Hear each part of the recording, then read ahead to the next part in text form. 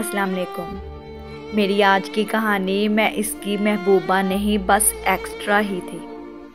ये एक सबक आमूज़ कहानी है। मेरी कहानी से पहले जो मेरे चैनल पर न्यू है वो मेरे चैनल ट्रू स्टोरी को सब्सक्राइब करें और बेल आइकन ऑन कर दें ताकि हर आने वाली न्यू वीडियो आप तक पहुंच सके। आप मेरी वीडियो को ज़्यादा से ज़्यादा शेयर कर सकते हैं। मैं भी फिल्म लाइन में थी और वो भी। मैं अदाकार थी और वो फिल्म प्रोड्यूसर था। मैं उस पर मरती थी और वो किसी और पर। जाहिर है कि मशहूर लोगों की कहानियों में इनके असल नाम नहीं बताए जाते। तभी फर्जी नाम बता रही हूँ। मेरा नाम दिल आरा समझ ले, मेरे महबूब प्रोड्यूसर का नाम बेचैन समझ ले। मशहूर अदाकार जो बेचैन की महबूबा थी, इसका नाम दिलरुबा था। ये फर्जी नाम भी इस दिलरुबा पर खूब जच रहा है कि वो सही मायनों में दिलरुबा ही थी, यानी लाखों लोगों की धड़कन। एक दिन मैं मिस्टर बेचैन के कमरे में बैठी थी कि वहाँ दिलरुबा आ गई। बेचैन साहब के दिल को जैसे करार आ गया हो। इनका चेहरा खुशी से दमक उठा। इन्होंने बहुत दिल बस्तगी से अपनी पसंदीदा हस्ती को ऑफिस की सबसे ख़ास सीट पर ला बिठाया। इस औरत की इतनी सेवा देखकर मैं जल भून तो गई थी, मगर अपने तासरात को जाहिर न होने दिया। जाहिर है मैं भी तो एक अदाकार ही थी। सफ़े अव्वल की ना से ही अदाकारी के अंदाज तो जानती ही थी। मैंने आने वाली हसन परी को गुमान भी ना होने दिया कि इनकी आमद से मुझको खुशी नहीं बल्कि नागवारी हुई है। बेचैन साहब ने अभी 2-4 बातें इधर उधर की थी कि 2 और मेहमान आ गए। एक अदाकार जिसका नाम फजल और दूसरा इसका भाई जो जर्नलिस्ट था। लिहाजा इसका असली नाम सोचने की बजाय मैं इसको जर्नलिस्ट ही बताऊंगी। ये एक नया अदाकार था। दिलरुबा फजल से वाकिफ ना थी। इसने जब इस हसीन नौजवान को देखा तो इसके बारे में मिस्टर बेचैन से सवालात करने लगी। 2-4 सवालात के बाद वो बराह रास्त फजल से मुखातब हो गई। नौजवान हाँ और नहीं में जवाब देता रहा। मैं देख रही थी कि बेचैन साहब की दिलरुबा में दिलचस्पी खुल रही थी, क्योंकि वो उस पर मरता था। वो खूबसूरत होने के साथ साथ पढ़ी लिखी भी थी। दिलरुबा की आदत थी कि शूटिंग के बाद वो एक लम्हा बेकार स्टूडियो में ना ठहरती थी।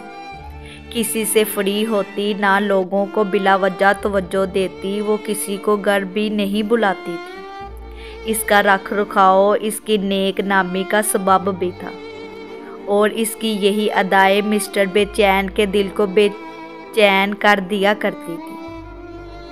एक वक्त आया कि वो सचमुच इस अदाकार के बारे में संजीदा हो गए। बताती चलूं कि मिस्टर बेचैन अपने दिल से मजबूर तो मैं अपने दिल से बेबस थी। मैं इनसे मोहब्बत करती थी और वो मुझको सिर्फ एक अच्छा दोस्त समझते थे। लिहाजा जब इनको कोई राज की बात कहनी होती, अपना कोई दुख बताना होता, वो एक हल्का सा पैग लेकर मेरे पास आ जाते और अपने दिल का राज मेरे हवाले कर देते। अपना दुख गोया मेरी झोली में डालकर हल्के फुल्के हो जाते। मुझे तो हर हाल में इनकी कुर्ब मतलूब होती। अपने हौसले से हंसकर इनके चलाए सारे तीर हंसकर दिल पर सह लेती थी और ये जाहिर ना करती कि इनकी बातों से मुझे तकलीफ़ पहुंचती है। एक रोज़ दिलरुबा की फजल पर तवज्जो से मिस्टर बेचैन के चेहरे पर एक रंग आ रहा था और एक जा रहा था।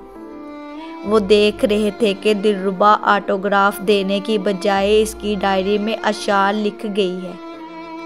ऐसी बातें अगरीचा दिलरुबा के मिजाज के ख़िलाफ़ थी।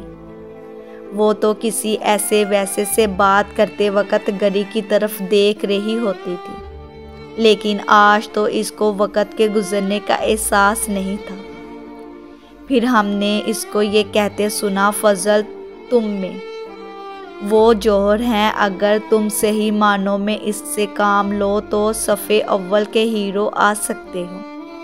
मुझसे फिर कभी मिलो, मैं तुमको अदाकारी और कामयाबी के चंद गुण बताऊंगी। यहाँ ही गुण बता दो ना दिलरुबा जी। दिलरुबा ने कहा, यहाँ क्या बात हो सकती है फजल, कभी तुम मेरे घर आओ तो बातें करेंगे। ये कहते हुए दिलरुबा ने एक पर्चे पर इसको अपने घर का पता लिख कर दे दिया। मिस्टर बेचैन के लिए अब ज़्यादा बर्दाश्त न रही तो इन्होंने फजल के हाथ से पर्चा ले लिया और कहा कि तुम इनके घर कैसे जाओगे? तुम्हारे पास तो गाड़ी भी नहीं है, मैं तुमको खुद ले जाऊंगा अपनी गाड़ी पर। क्यों मिस दिलरुबा, ठीक है ना? दिलरुबा ने इसको खा जाने वाली नज़रों से घूरा, मगर कुछ ना बोल कर इसकी इज्जत रख ली। कहने लगी, ठीक है मिस्टर बेचैन, आप ही इनको साथ ले आइएगा। इसके बाद अपनी बात रखने को एक दिन बेचैन साहब को फजल को दिलरुबा के घर ले जाना ही पड़ा। इसने सोचा कि दिलरुबा यूं तो इसको लिफ्ट देने वाली नहीं है, चलो फजल के बहाने वो इसके साथ दिलरुबा के वहाँ आया जाया करेगा और अपने लिए किसी दिन रास्ता साफ कर लेगा। लेकिन कुछ ही दिनों बाद बेचैन को जब फजल के अंदाज बदले हुए नज़र आए तो बेचैन ने इसको अपने साथ दिलरुबा के यहाँ जाने की पेशकश कर दी। वो टाल गया। अब वो दिलरुबा का नाम तक बेचैन के सामने लेने से गुरेज करने लगा। तभी प्रोड्यूसर साहब शक में पड़ गए, इसका दिलरुबा के साथ कुछ गहरा ताल्लुक कायम हो चुका है। इसने खोज लगाई और वो रोज़ ही दिलरुबा के घर जाता था। ये जानकर बेचैन के तन बदन में आग लग गई। इसने रकाबत में फनकारों को एक दावत दी, लेकिन फजल को ना बुलाया, मगर दिलरुबा को ख़ास तौर पर मदऊ किया। वो भी खूब बन सवर कर आई, मगर अकेली नहीं, फजल इसके साथ था। इसने अलग जाकर बेचैन साहब से माजरत की कि आज मेरा ड्राइवर बीमार था और गाड़ी चलाने वाला कोई ना था, तभी मैंने फजल को तकलीफ़ दी है। आप माइंड ना कीजिएगा, मैं आपकी दावत में एक बिन बुलाए मेहमान को यूं ले आई हूँ। इसके बाद दिलरुबा ने